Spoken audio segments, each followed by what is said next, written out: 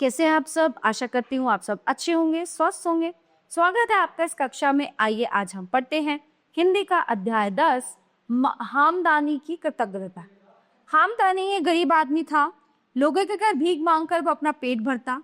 कभी कभी वह लोगों की आंख बचाकर कुछ उठा भी लेता। ऐसा काफी दिनों तक चलता रहा। एक दिन लोगों को इस बात का पता चल गई। उन्होंने हामदानी को भीख देनी बंद कर दी ताकि वह उनके घरों से दूर रही। नौबत यहाँ तक आ पहुंची कि अब हम हामदानी को अपना पेट भरने के लिए कूड़े करकट में खोज भी नहीं करनी पड़ती। एक दिन सौभाग्यवश उसे एक सिक्का पड़ा हुआ मिल गया। तभी उसने देखा कि एक आदमी लकड़ियों की टोकरी उठाए जा रहा है। उसने पूछा, अरे भाई, इस पिंजरे में क्या है? तो आदमी बोला, हिरन। हामदानी, क्या बेचोगे? आदमी, हाँ बेच दूंगा। पास ही खड़े हुए कुछ सज्जनों ने फेरी वाले से कहा, इस गरीब के पास एक फूटी कौड़ी भी नहीं है। रोज ये कूड़े करकट में हाथ मारता है ताकि अपना पेट भर सके। अगर इसके पास पैसे होते तो ये भोजन खरीदता, हिरन नहीं। लेकिन फेरी वाले ने उनकी बात नहीं सुनी। तभी हामदानी ने 1 रुपया निकालकर उसे देते हुए कहा, प्यारे भाई, मुझे एक हिरन दे दो। फेरी वाले ने एक छोटा सा हिरन निकाला और देते हुए कहा, लो, इसका नाम किजिपा है। हामदानी बहुत खुश था। हमेशा की तरह उसने अपना दिन गुजारा और रात को हिरन के साथ सो गया। अचानक हामदानी की आंख खुल गई। उसे लगा जैसे कोई उसे बुला रहा है। वह उठ बैठा और बोला, कौन है? हिरन बोला, मैं हूँ। ये सुनते ही वह हामदानी भौंचक्का रह गया। कभी किसी ने बोलते हुए हिरन के बारे में सुना या देखा है? ओहो, ये तो अजूबा है। किजिपा हंसा, बस इतनी सी बात है? अरे दुनिया में इससे भी ज्यादा अजूबे हैं, लेकिन मैंने क्यों जगाया है ये ध्यान से सुनो जरूर। किजिपा ने बात आगे बढ़ाई, देखो तुम मेरे मालिक हो और मैं तुम्हें छोड़कर भाग भी नहीं सकता, लेकिन तुम बहुत गरीब हो तो तुम्हारा इस तरह झूठन खाना चल सकता है, मेरा नहीं। और अगर मैं चुपचाप यही सब सहता रहा तो बहुत जल्दी तुम मुझसे हाथ धो बैठोगे। इसलिए मुझे छोड़ दो, मुझे अपना खाना खुद खोजने दो। मैं वादा करता हूँ हर शाम तुम्हारे पास लौट आया करूंगा। उस दिन से किजिपा रोज सवेरे जाता और रात को लौट आता। लेकिन छठे दिन जब वह झाड़ झाखंडों में घास चल रहा था, उसकी नजर एक चमकदार हीरे पर पड़ी। वाह वाह, वो बोली, इसके बदले में तो सारा राज्य मिल सकता है। उस रात किजिपा एक बड़े शहर के सुल्तान के पास गया और बोला, सरकार, मैं नहीं जानता आप मेरी बात का क्या आप निकालेंगे, मगर मैं आपका रिश्तेदार बनना चाहता। सुनकर सुल्तान बोला, तुम बिल्कुल सही वक्त पर आए हो। मैं खुद एक रिश्तेदार की खोज में था। किजिपा ने कहा, मैं अपने सुल्तान के पास ये नजराना लाया हूँ। उसने वह हीरा सुल्तान की गोद में गिरा दी।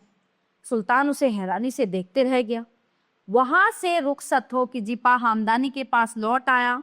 घर जाकर उसने देखा हामदानी फूट फूट कर रो रहा था। उसे प्यार करने के बाद हिरन बोला, मालिक अब शांत भी हो जाइए, मैं आपके लिए खुशखबरी लेकर आया हूँ। उसने हामदानी को सारी बात बता दी। कुछ ही देर बाद वे दोनों शहर जाने वाली सड़कों पर चल दिए। एक जंगल में पहुंचकर किजिपा बोला, मालिक आप यहाँ लेट जाइए। हामदानी के लेट जाने पर किजिपा ने एक लाठी से उसे खूब पीटा। वो बोला, अब मैं जा रहा हूँ, लेकिन आप यहीं रहिए। फिर वह दौड़कर सुल्तान के महल में पहुंच गया, जहाँ हामदानी यानी कि सुल्तान का बेसब्री से इंतजार हो रहा। वहाँ अकेला पहुंचा और बोला, सरकार, खबर बहुत बुरी है। उस हिरन ने मनगढ़ंत कहानी सुनाते हुए बताया कि किस तरह डाकुओं ने हामदानी को बांधकर मारा था, यहाँ तक कि उसके शरीर के कपड़े तक नोच डाले।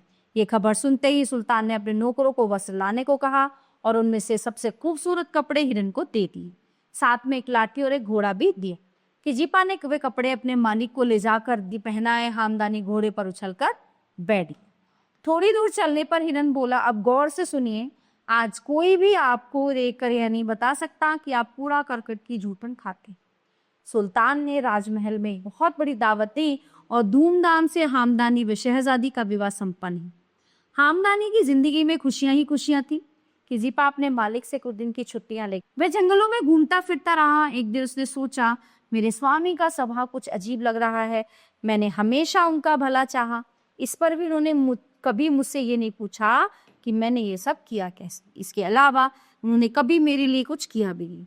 वो बुढ़िया की कुटिया में गया। उसने बुढ़िया से कहा, जाओ जाकर मेरे मालिक से कहो कि मैं बहुत बीमार हूँ और मुझे उनकी जरूरत। बुढ़िया गई और देखा कि मालिक और मालकिन संगमरमर के दीवान पर बैठे हैं। उसने जाकर हिरन की बात हामदानी को कह सुनाई, लेकिन हामदानी ने ज्यादा ध्यान न देते हुए एक कटोरा भर दलिया भिजवा दी।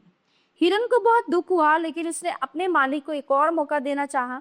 जाओ मेरे मालिक से जाकर कहो मुझसे दलिया नहीं खाया जा।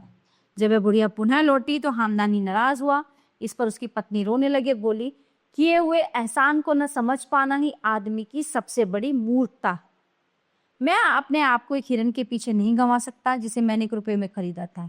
ये कहकर उसने बुढ़िया को दोबारा लौटा दिया। वो बुढ़िया फिर अपनी कुटिया में लौट आई और अब तक दुख का मारा हिरन अपने प्राण त्याग चुका था। लोगों ने हिरन की मौत का समाचार सुना तो खूब रोए, हामदानी की पत्नी भी खूब रोई।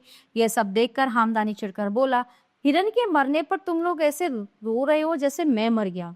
उसकी पत्नी को उसके पत्थर दिल होने का एहसास हो गया। उसने पिता को पत्र लिखा, उसमें लिखा कि वे आकर उसे तुरंत लिवा ले जाएं। खत मिलने पर सुल्तान अपने नौकरों समेत आया और अपनी बेटी को साथ ले वापस लौट गया। उस रात हामदानी ने अपने को सपने में कूड़ा करकट के बीच पाया। जब वह जागा तो देखा उसके हाथ धूल से भरे हैं और वह कूड़े में अनाज ढूंढ रहा। पास से गुजरते बच्चों ने उसकी हंसी उड़ाते हुए कहा, अरे हामदानी, इतने दिनों से तुम कहाँ थे? हम तो समझे तुम मर चुके हो। इसके बाद भिखारी कूड़े कचरे में भोजन ढूंढता रहा।